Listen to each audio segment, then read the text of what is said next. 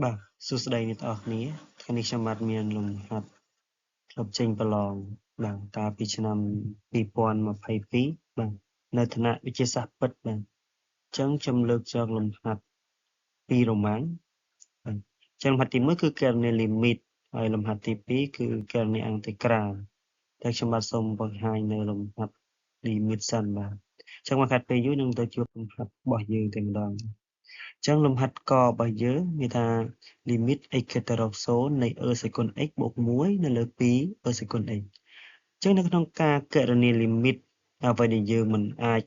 ឆ្លោះបានមានថាយើងមិនអាចចម្លងបានគឺការដែលយើងទូទាត់មានថាបញ្ចូល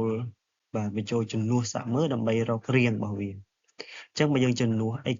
បាទ x ខិតទៅរក0នេះវាចំនួនកន្លែង e ស្វ័យគុណ x នេះមានថា e ស្វ័យគុណ0បាទ e ស្វ័យគុណ0ស្មើ1 1បូក1បាទភាគយករបស់វាគឺ2បាទខាងក្រោម2 e ស្វ័យគុណ x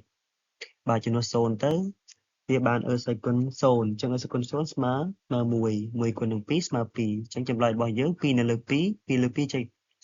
ចែកទៅវាបាន1បាទយើងអាចចំនួនអញ្ចឹងបិទហ្នឹងក៏បានដែរបាទប៉ុន្តែដើម្បីយើងមើលទៅវាល្អមើលបាទអញ្ចឹងខ្ញុំបាទសូមធ្វើបែបនេះបាទអញ្ចឹងខ្ញុំអាចចាប់ស្វ័យគុណ x ជាកត្តាទៅដល់ពេលយើងចាប់ស្វ័យគុណ x ជាកត្តាវានៅសល់1បាទនៅសល់1បូក1នៅលើស្វ័យគុណ x ហើយនៅលើឲ្យ2ស្វ័យគុណ x បាទដល់ពេលយើងចាប់បែបហ្នឹងហើយយើងឃើញថាខាងលើមានស្វ័យគុណ x ខាងក្រោមមានស្វ័យគុណ x ដែលវាជាផលគុណខាងក្រោមយើងអាចសម្រួលស្វ័យគុណ x ចោលបានបាទក្រោយពីសម្រួលយើងនៅសល់ប៉ុណ្ណឹងបាទនៅពេលអ្វីដែលយើងត្រូវធ្វើបន្ទាប់គឺយើងគ្រាន់តែជំនួស x ខិតទៅរក0នេះជំនួសក្នុង x បាទអញ្ចឹងយើងជំនួសទៅវាបាន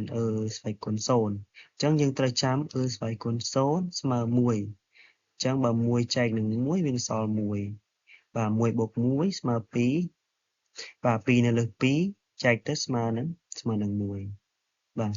អញ្ចឹងក្រោយយើងដូចនេះមកបាទអញ្ចឹងការដូចនេះយើងគួរតែគូសកាឡោនគូសអបឲ្យបានស្អាតអញ្ចឹងដើម្បីងាយស្រួលដល់អ្នកកែគាត់មើលទៅគាត់ឃើញអញ្ចឹងគឺគាត់ពេញចិត្តនៅក្នុងការកែដាក់